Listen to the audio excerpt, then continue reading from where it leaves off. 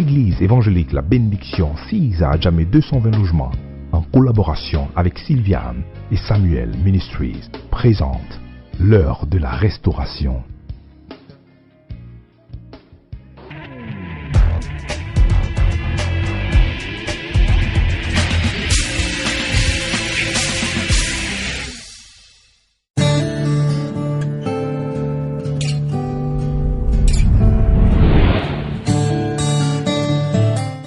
Que ce livre de la loi ne s'éloigne pas de ta bouche.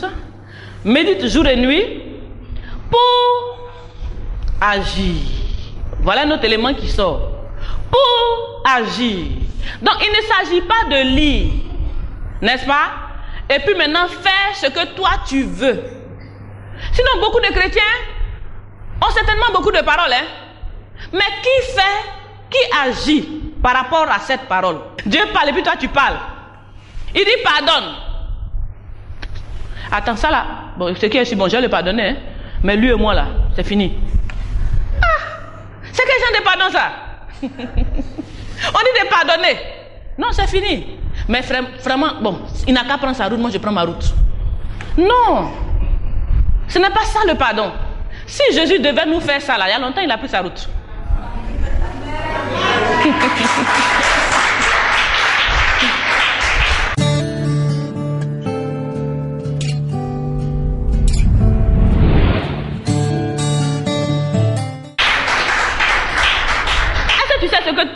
Ce que toi tu es.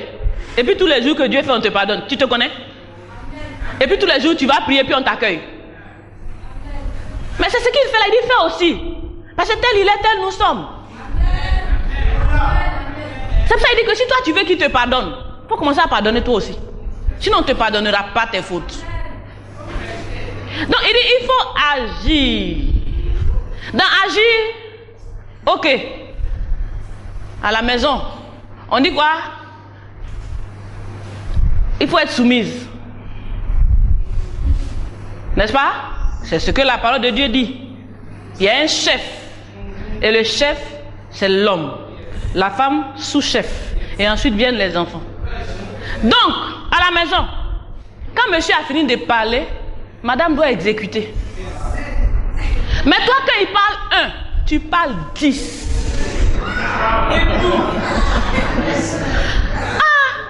C'est trop facile ça. Il croit qu'il est qui? Tu vas me parler mal quoi, puis il est laissé. N'est-ce pas? Mais la parole de Dieu dit, il faut agir fidèlement selon ce qui est écrit, c'est-à-dire il faut être soumise. Donc tu dois agir. Cette parole-là, tu viens à l'église, tu entends. Mais quand tu arrives à la maison, tu fais le contraire exactement. Tu réponds flèche pour flèche. Il y en a même qui vont jusqu'à donner coup pour coup, hein. Je connais des femmes qui boxent. Coup pour coup, elles sont prêtes. Ou alors c'est le pilon. Tcheki. Bon, allez, soulevez le pilon. Mais on dit, faut être soumise. Tu écoutes la parole. Tu ne médites même pas. Donc, tu ne peux même pas déclarer. Tu ne peux même pas enseigner quelqu'un, aider quelqu'un même à être transformé. Quand il vient t'expliquer son problème, il dit, mais ça il a fait, oui mais pour toi est bon, moi là, ce que j'allais faire, si c'est moi. Qu'est-ce que tu es en train de faire? C'est-à-dire aggraver la situation. Il dit, il faut agir fidèlement selon ce qui est écrit. Donc, si tu n'agis pas et que la situation se gâte, c'est qui a fait? Et puis tu as dit que Dieu ne m'aime pas. Dieu est méchant. Maintenant tu cherches prier à gauche, prier à droite. Oh, on dit va demander pardon. Il faut te soumettre. On dit médite et puis agis. Le succès commence à voir la parole. Confesser la parole. Méditer la parole. Et puis agir la parole. Il dit quoi? Mettez en pratique la parole et ne vous bornez pas à écouter la parole. Donc si vous écoutez la parole, que vous n'agissez pas fidèlement selon la parole, vous ne faites rien et il n'y aura aucun résultat. Prière ne peut pas changer ça. Jeûne de 40 jours, ça ne changera pas la pratique de la parole. Peut-être que tu ne sais pas, en tout cas il y a des témoignages, il y a des gens qui ont déjà fait ça. Va demander un peu comment ça marche. Si toi tu veux commencer ton jeûne de 40 jours, bonsoir. Nous on avance ailleurs, parce qu'on a déjà vu ça ne donne rien. Donc ce n'est pas jeûne de 40 jours, c'est agir. C'est-à-dire pratiquer, se mettre en action, c'est-à-dire faire comme il a dit. Donc 4 c'est agir, et puis là-bas il a dit 5e point, c'est-à-dire quoi? Conformément. Agir selon. C'est-à-dire il faut agir certes, mais il faut agir selon ce qui est écrit. Hein? Ce n'est pas prendre la parole, arranger et modeler ça à ta façon. Il y en a qui arrangent la parole. Ils voient Dieu a dit. Oh mais c'est pas grave. C'est-à-dire que Dieu est amour. Dieu il est amour, hein. Il est comment? Il est cool. Dieu est cool. Donc il prend la parole, il l'aménage un peu, il fait un peu, fait moitié et puis laisse. Et puis il dit que Dieu est bon. Tu te blagues toi-même. Il dit il faut agir fidèlement selon ce qui est écrit. C'est-à-dire conformément au modèle. Donc Jésus ne peut pas quitter le ciel, descendre sur la terre, nous montrer un modèle et puis le modèle tu as balayé ça. C'est-à-dire il prend le temps de déménager, c'est-à-dire de parcourir des kilomètres pour venir te rencontrer puis te montrer un modèle. Il t'explique comment on fait. Même après s'expliquer, il te montre comment on fait. On crache sur lui, il embrasse. On crache, on l'insulte, il dit Père, il faut pardonner. On te montre même comment on fait. Pour que tu fasses la même chose. Tu regardes ça, tu dis moi j'ai une manière de faire, ça marche plus. Il faut agir fidèlement selon ce qui est écrit. Évitez les discussions vaines qui ne mènent nulle part. Mais échangez la parole. Cherchez à mieux comprendre. Vous allez voir que dans les échanges, il y aura des révélations. Oui. Pendant que vous êtes en train d'échanger la parole, Dieu envoie. Dieu envoie. Donc, confessez la parole, méditez la parole, agir. Agir. Donc, pour tout problème qui existe sur cette terre concernant l'homme, il y a déjà des solutions. C'est-à-dire Dieu n'a pas attendu que le problème arrive avant de donner la solution. Hein? La solution existe avant le problème. Parce que Dieu savait que le problème viendra. N'est-ce pas? Le problème viendrait. Donc il a pourvu à problème en donnant solution. Donc tu n'attends pas que le problème arrive pour courir à gauche à droite pour être paniqué. Mais avant que ça n'arrive, tu es déjà préparé parce que tu as les paroles qu'il faut pour amortir le problème. Tu ne cours plus à gauche à droite. Donc méditer, agir conformément selon le modèle. Agir maintenant, et puis 5e point, selon le modèle, pas notre modèle. Il y a d'autres chrétiens savants qui connaissent plus que Dieu. Il y en a trop. Trop de chrétiens plus intelligents que Dieu. Il y en a trop. Donc quand la parole arrive, ils jugent, ils trient. Non, on dit même chose. Donc, il y aura les prémices. Dieu dit quoi? Tout premier m'appartient. Prémisse m'appartient. Tu vas dire, moi, ça là, si je donne tout, il y a avoir problème. Prémisse c'est bon, hein? Mais si je donne tout, je peux avoir problème. J'ai trié dedans, j'ai donné une partie. N'est-ce pas? Mon salaire c'est 100 000 francs. J'ai donné 10 000. Si je donne tout là, et mon transport, n'est-ce pas? Et ma maison, et ma nourriture, et ceci, et cela. Donner tout, ça c'est pas possible. C'est pas possible. J'ai donné un peu. Donc toi tu décides de prendre les prémices, une partie pour toi et de donner l'autre partie à Dieu. C'est ta décision, n'est-ce pas? C'est toi ta parole, c'est ta volonté. Ce n'est pas la volonté de Dieu. Mais ceux qui ont fait la volonté de Dieu là, depuis qu'ils commencent à donner les prémices, ils évoluent progressivement.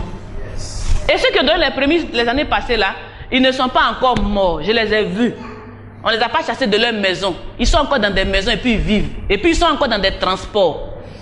Donc toi qui as calculé qu'après prémisse, on ne vit plus, qu'on perd tout, qu'on n'a pas de transport, erroné. C'est faux. Parce qu'il se trouve que si tu n'as pas ce travail, supposons, si tu n'as pas ce travail qui te donne d'avoir ce salaire en ce mois, tu fais comment pour vivre? Tu vas mourir. Parce qu'il n'y a pas de salaire, est-ce que tu es mort? Tu n'aimes pas. Tu ne peux pas mourir. Donc ce n'est pas l'argent qui fait ta vie. Ne te focalise pas sur l'argent. Ne t'accroche pas à l'argent comme si c'était l'essence de ta vie. Ça te permet même justement de dépasser cette pensée d'argent qu'on t'arrache. Comme ça tu t'accroches à Dieu, la source. Donc, la parole de Dieu, il faut agir fidèlement selon ce qui est écrit. On dit fidèle. Prends ton temps, lis, médite. Et si c'est Dieu, il ne faut pas faire pour toi. Et si tu ne comprends pas, peut-être tu peux m'approcher. Je vais t'expliquer encore. Mais c'est une responsabilité de pratiquer selon la parole de Dieu, pas selon toi.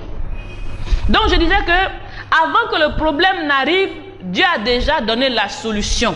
Parce que Dieu, il prévoit toujours. On dit, il connaît la fin même avant même que la chose ne commence. N'est-ce pas? Il connaît la fin de la chose avant qu'elle ne commence. Mais il ne peut pas attendre et puis ça va le surprendre. Lui, il est Dieu et puis les choses vont le surprendre. Donc qui est Dieu? N'est-ce pas? Dieu a tout prévu pour nous, pour notre réussite. Donc les solutions sont déjà là. Le seul problème, c'est que nous ne sommes pas équipés. N'est-ce pas? Les problèmes que nous avons, c'est un manque d'équipement.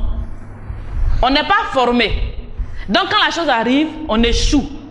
Et puis on fait échec. Parce qu'on n'est pas formé. Tu n'as pas fait l'année du bac. N'est-ce pas? Tu n'es pas allé à l'école. Tu ne connais pas les différents sujets. Et puis paf, tu te présentes le jour de l'examen. Mais ça c'est calculé. Échec et maths, non?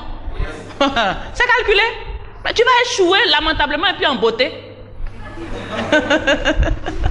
Amen. Donc le problème du chrétien, c'est qu'il n'est pas formé. C'est pour ça que le Seigneur dit quoi? Mon peuple périt par manque de connaissance. C'est clair. Tu n'as pas la connaissance de la chose parce que tu ne médites rien. Ou alors tu médites, tu n'as pas assez de foi, parce que puisque tu ne... Ou alors tu lis mais tu ne médites pas.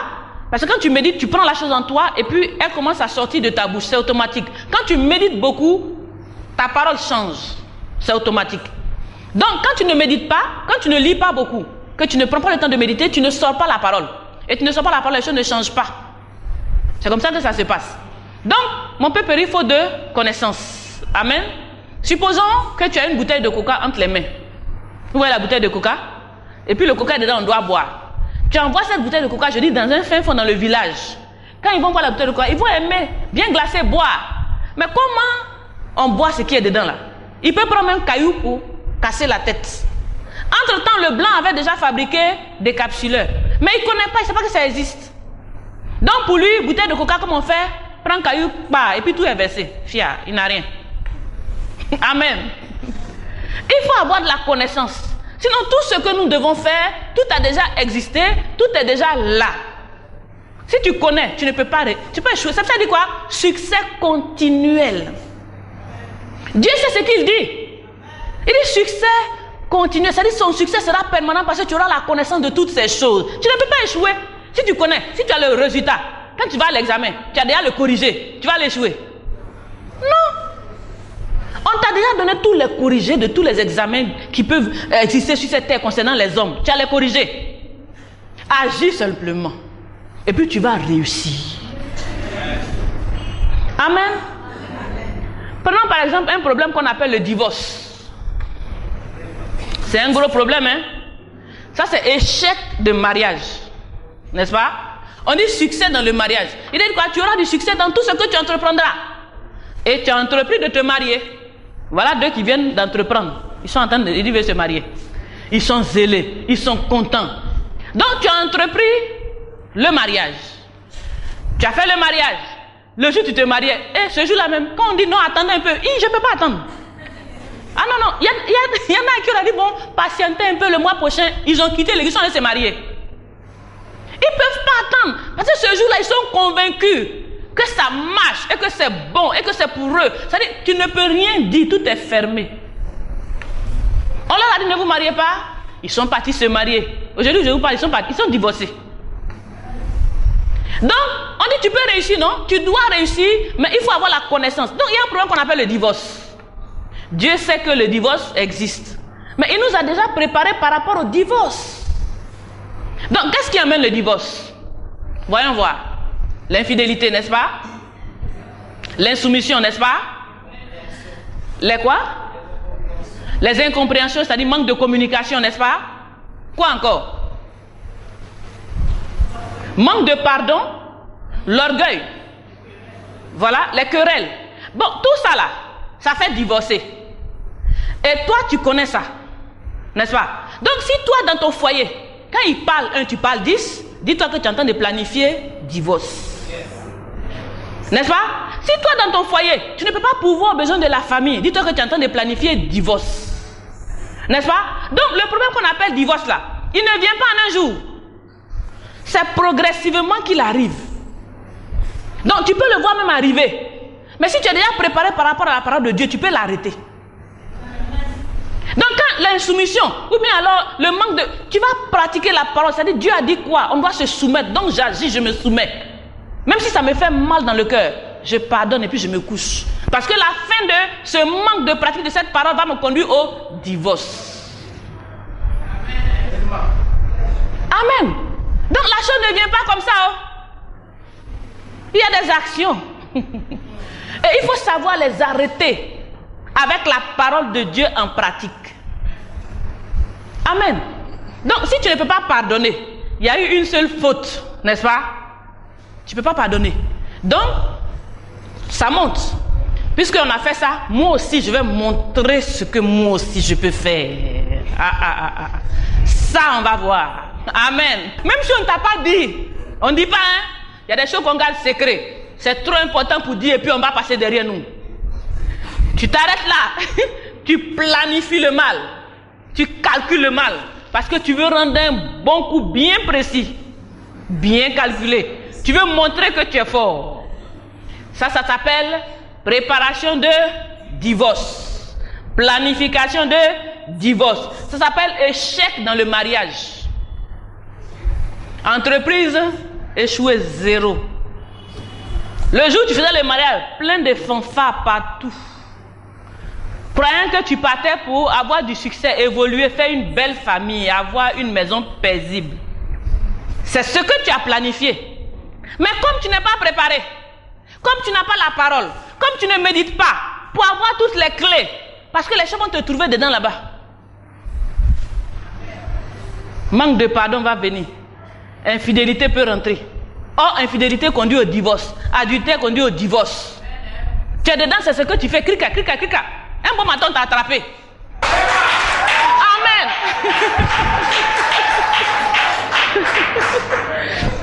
Amen. Maintenant, tu as te promener. Mon mariage ne va pas. Hein, mon mariage ne va pas. Mais ça ne peut aller que par la parole. Il faut t'asseoir.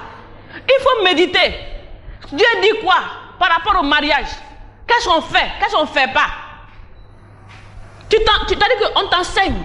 Toi-même là, le pasteur vient. Tu viens combien de fois à l'église même? Une fois sur les 4, n'est-ce pas? Bon, on finit l'église. Voilà, au moins il faut méditer ça. Il faut te charger de la parole pour affronter les situations. Sinon tu vas tomber dans le piège de Satan. C'est le piège de l'ennemi. Hein? C'est-à-dire, le jour où tu te maries, il a dit on va voir. Tu n'as pas dit ça, tu es marié. Donc toi tu as formé une belle famille quoi. Hein? Abigail, c'est puis tu as tes pavanes. Et puis maintenant, on dit 2 valent mieux qu'1. Et puis ensemble, vous allez réussir. Il a divisé ce foyer-là. Il prend la résolution. Mais toi, tu n'as pris aucune résolution. Parce qu'il n'y a pas de parole en toi. Donc tout ce qui arrive, le corps est gros comme ça. Amen. Le cœur est plus gros même que la tête. Donc quand la chose arrive, ça frappe comme ça. Il ne peut pas tenir. Tout ça là, ça conduit au divorce. N'est-ce pas? Mais Dieu, je dis quoi? Il avait la solution. C'est parce que tu ne la connaissais pas. Donc ne te laisse plus surprendre.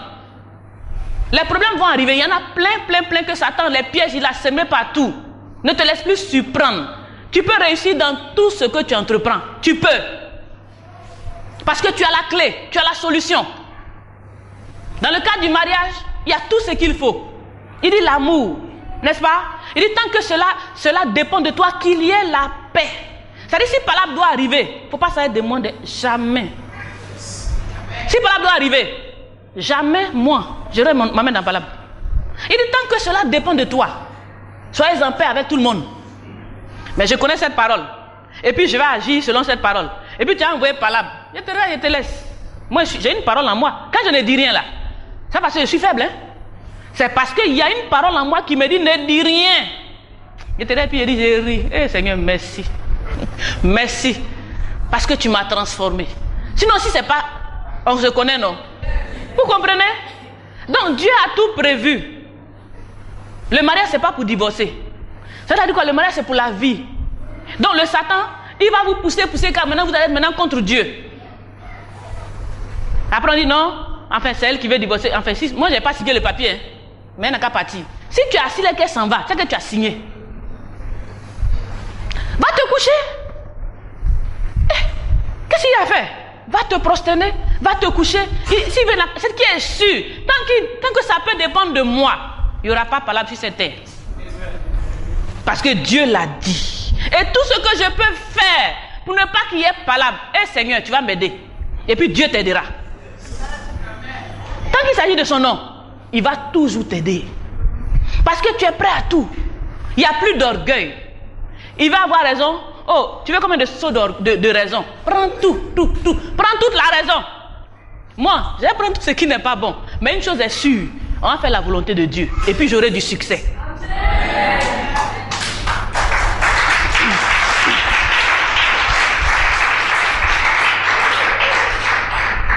Donc, tu peux échouer dans le mariage parce que tu n'as pas la parole. Sinon, je dis que le mariage, c'est une très bonne chose. De toute façon, ça a commencé là. Si ça commence aussi joliment, c'est que ça peut finir merveilleusement. Parce que la fin d'une chose vaut mieux que son commencement. Donc, Dieu n'a pas prévu une fin de misère, une fin de bagarre. C'est une bonne chose, le mariage. Et c'est une institution divine. Dieu a dit qu'il n'est pas bon que l'homme soit seul. Donc le mariage est une très bonne chose. C'est pas fait pour divorcer. Moi je dis le diable a divorcé pas mal de chrétiens. Parce qu'ils ne sont pas formés, ils n'ont pas la parole en eux et ils sont prêts à réagir comme des hommes charnels. Coup pour coup, injure pour injure, bagarre pour bagarre, infidélité pour infidélité. Il a fait ça, moi aussi je vais faire. Et tout ça, je dis, ça conduit au divorce. Et ça, c'est échec. On appelle ça échec.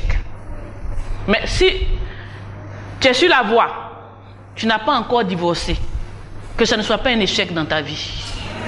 Si tu as planifié te séparer, alors que Dieu t'a uni, et qu'il a dit quoi? Que l'homme ne sépare pas ce que Dieu a uni. C'est une parole. Que l'homme ne sépare pas ce que Dieu a uni. Que cette parole-là soit en toi. Et que tu commences à redresser ce qui est à redresser pour que ton mariage soit un succès. Peut-être qu'il y a un autre problème qu'on appelle maladie. Tout ça c'est un problème, non? Mais oui, c'est échec dans la santé. Et ce problème-là, il est très compliqué. Quand il t'a attrapé comme ça, il a tout gâté dans ta vie. Maladie. Mais tout ça, Dieu a pourvu. Avant que la maladie ne vienne. N'est-ce pas?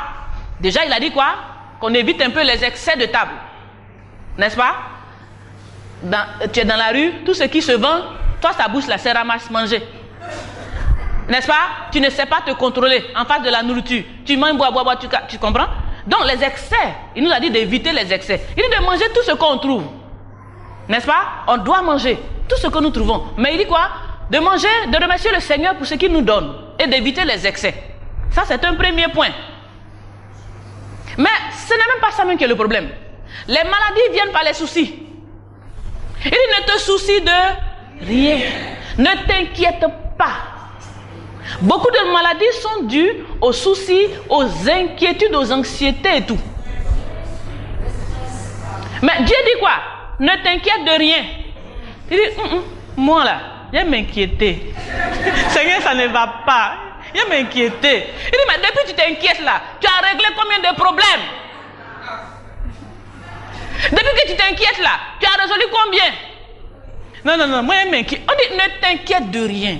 En toute chose, confie ton sort à l'Éternel. On dit quoi? Du calme. Dieu s'en charge. Mais je lui ai remis le bagage. Mais je dors tranquille, je dors en paix. Parce que les inquiétudes vont t'envoyer maladie. Les soucis vont t'envoyer maladie. C'est-à-dire, au lieu de voir, il est comme ça, il ne veut pas changer, il a ceci. C'est-à-dire, toute ta journée, c'est-à-dire, réfléchir comment lui va se transformer. Tu as travaillé, tu as bagage sur ta tête. Amen. Il ne veut pas changer, non. Toi, il faut changer. Laisse la créature de Dieu est Dieu. Il ne veut pas changer. Dieu sait. Dieu est le maître. Il est dans le bateau. Toi, tu as quel problème? Fais pour toi.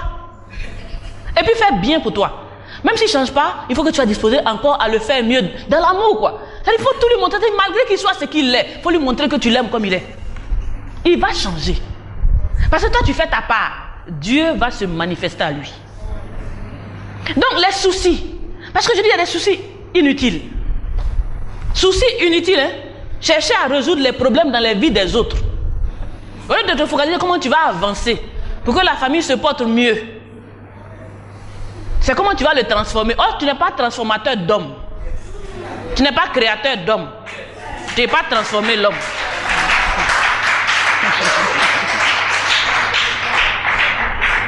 C'est pas toi qui change les gens, hein? C'est Dieu qui change l'homme. Donc ta manière de t'acheter puis voir comment tu vas faire, puis elle va changer là. Ah, tu vas durer dans ça. Amen. Amen. Commence à fléchir genoux. Prie le Seigneur pour que toi tu sois transformé. C'est l'essentiel. Le reste Dieu va faire. Amen. Donc je dis c'est les soucis, les anxiétés, les inquiétudes, toutes ces choses-là, spirituellement, vont développer des maladies. Donc Dieu nous a déjà tout dit. Donc quand souci veut venir, tu dis, moi m'inquiéter pourquoi? C'est moi qui ai créé la terre. Si ça veut tomber, ça n'a qu'à tomber. Alors, moi je peux avoir dans ça. Je ne suis pas le ciel et la terre. C'est pour ça que souvent, quand on m'envoie les problèmes, on dit non, maman c'est urgent, urgent. On t'appelle, c'est urgent. Je dis, ah, urgent. Va aux urgences de Dieu. Moi, urgent. Je peux faire quoi dans l'urgence? Je ne suis pas le créateur de la terre. Et puis tu vas m'envoyer les urgences, tu vas me surcharger. Et dans la journée, 10 000 urgences comme ça qui arrivent. Et tu seras paniqué par tout. Je ne me panique rien. Tu n'as pas m'envoyer maladie. Amen. Je ne me panique en rien. Je prends tout à froid. Je suis tranquille. En paix. Ça marche pas. Ce que Dieu sait. Peut-être qu'il y a un enseignement à donner là. Je prends ma part, je bénis Dieu et demain est un jour nouveau. Un jour nouveau s'est levé. C'est tranquille. Amen. Vous avez compris? Donc, maladie, c'est problème. Mais Dieu a dit quoi? Il nous a délivrés. Il nous a déjà guéris de toutes nos maladies, de toutes nos infirmités. Ça, là, va méditer ça. Pour maladie, là, il y a une solution. Il dit que nous avons déjà été guéris. Mais pourquoi maladie encore là? Donc, il faut méditer maintenant. Maladie encore là, certes. Mais toi, tu as déjà été guéri. Prends ça et puis médite pour que Dieu te révèle la solution. Comme ça, tu seras totalement guéri. Il y a une solution. Dieu a tout prévu. Tu fais quoi par rapport à ça? Il faut méditer la parole. Et puis, il faut éviter les paroles négatives. Par exemple, ça là, tout le monde a eu ça dans la famille. C'est héréditaire. Je dis c'est héréditaire pour toi. Mais pour moi, j'ai le sang de Christ en moi. Quelle affaire d'hérédité? Donc, héritage de maladie, c'est moi qui ai ramassé ça. Tu ne m'as pas laissé avion. Tu ne m'as pas laissé maison. Et puis ces maladies, j'ai hérité. Jamais. Je refuse. Amen. On dit que non, ça est dans la famille. Bon, sache que désormais, je ne suis plus de la famille, je suis de la famille de Dieu. Ça est dans la famille. Ah, c'est dans votre famille. Mais moi, dans la famille à laquelle j'appartiens, la famille de Christ, ça n'y est pas là-bas, ça n'existe pas. Là-bas, c'est la santé et c'est la vie. Donc, vous ne connaissez pas tout ça là. Quand quelqu'un passe son affaire, c'est héréditaire, c'est vrai, cette maladie, c'est dangereux. Amen. N'est-ce pas? Dieu a tout pourvu. Tout est déjà là. Et c'est pour nous les chrétiens. La parole de Dieu, le succès en toutes choses. Donc, avec le chrétien, il n'y a pas d'impossibilité. N'est-ce pas? Il n'y a pas d'échec. Il y a seulement le manque de connaissance. Le refus d'étudier la parole. Le refus de méditer. Le refus d'agir fidèlement. Le refus de se conformer à la chose. C'est ça qui fait nos impossibilités. C'est ça qui fait nos échecs. Sinon, il n'y a pas d'échec en chrétien. Avec Dieu, ça marche toujours. Gloire à Jésus. Amen. Que Dieu vous bénisse.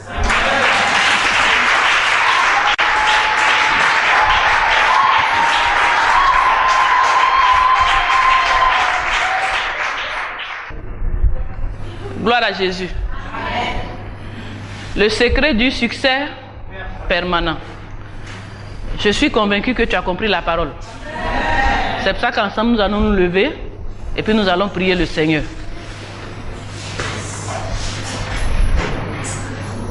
Que cette parole d'aujourd'hui-là ne s'éloigne pas de ta bouche. Que cette parole ne s'éloigne point de ta bouche. Josué 1, verset 8. La clé du succès, c'est ton partage. C'est mon partage. C'est notre portion. C'est ce que Dieu nous a réservé. Il dit quoi? Je désire que tu prospères à tous égards. Parce que c'est possible. Sinon, il ne peut pas le désirer pour nous. Donc, ça ne peut pas marcher à droite et puis échouer à gauche, marcher devant, échouer derrière. Il dit, tu prospères à tous égards. Donc, le Seigneur, sa volonté, c'est que tu prospères. Aujourd'hui, tu vas demander au Seigneur de te permettre de te focaliser sur sa parole. C'est-à-dire de pouvoir méditer sa parole, de te conformer à sa parole, d'agir et de voir les résultats. Parce que tu es né pour réussir. Tu n'es pas né pour échouer. Tu es né pour faire des exploits. Tu n'es pas né pour être derrière. Tu es né pour être le premier. Tu es né pour avancer. Prions le Seigneur.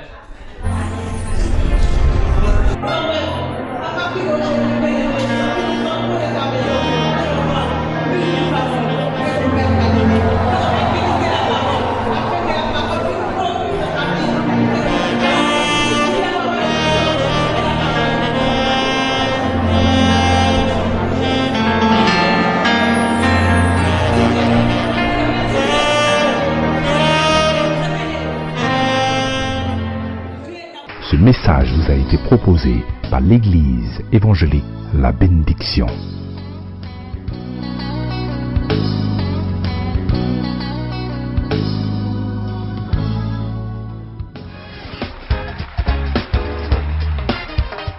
Tous vos sujets de prière, veuillez nous contacter au 58 56 60 40 02 09 31 26 ou à l'adresse mail info@eebénédiction.com.